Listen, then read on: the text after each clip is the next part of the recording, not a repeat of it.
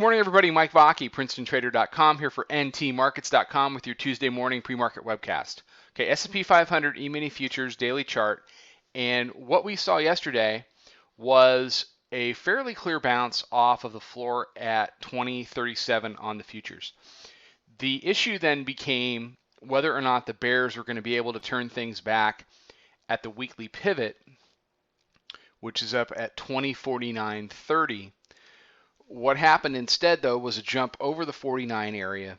The 49 area was support. Here's a 15-minute chart.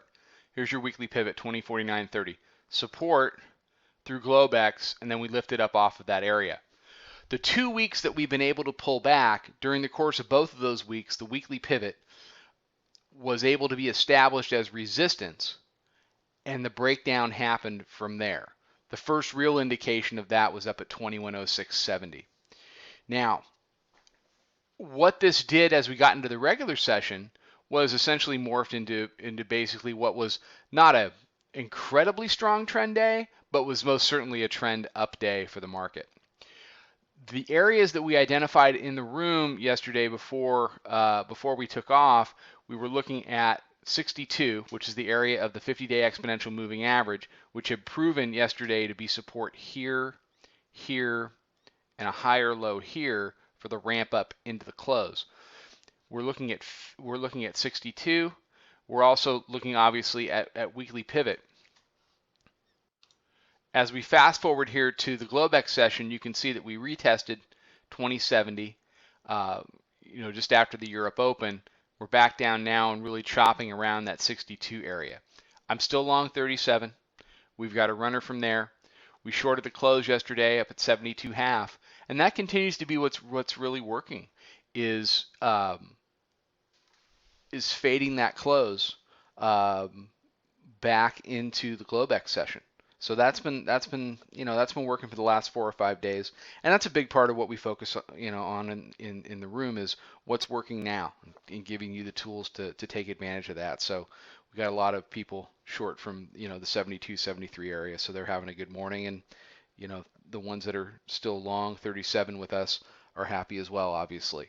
You see the purple line here. That's the daily pivot. The bulls don't want to lose a daily pivot. I think the loss of the daily pivot is going to have a retest of 54. You get down to 54, you're going to get down to 49.30. What is going to really determine the balance of the day is whether the dip buyers come in and buy whatever that first regular trading session dip is, and if they can move that up above yesterday's high, up above 74. Once it gets to that point, you've got a Fed day tomorrow, you've got the middle band on the daily chart up here at 86.5. We break above 74, and then 86.5, the middle band becomes a magnet. How does the mini trade? It trades band to band. Upper band, middle band, lower band. Middle band is next. We should see middle band before we see lower band again. If the bears can push and establish 74 as a lower high, then they can preserve the lower band ride, which is in serious jeopardy. The only way we get back to the lower band ride is with a very big down day that engages the lower band. We're still in a band ride technically, 1, 2, 3, 4, 5 days worth, but it's definitely on the ropes, and maintaining it is a long shot. So once the band ride is lost, that also is a strong indicator that the next stop is going to be the middle band. Now, whether that move to the middle band is a sell rally event, I don't know, but you should certainly keep that on your radar because, as long as this is an instrument that wants to trade between the middle band and the lower band, your baseline assumption is sell rallies, which is a big reason why I'm short 72.5. If I get stopped out on my runner there, I'll let my 37 long run higher. But as we approach the middle band, I will certainly be looking initially, at least, towards selling that rally. All right, everybody have a fantastic day. Follow us on Twitter at Princeton Trader. Check out the website, Princetontrader.com.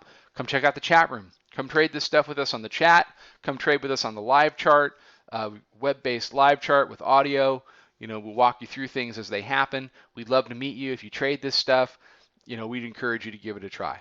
I'll be back tomorrow morning with another webcast. Trade them well, everybody.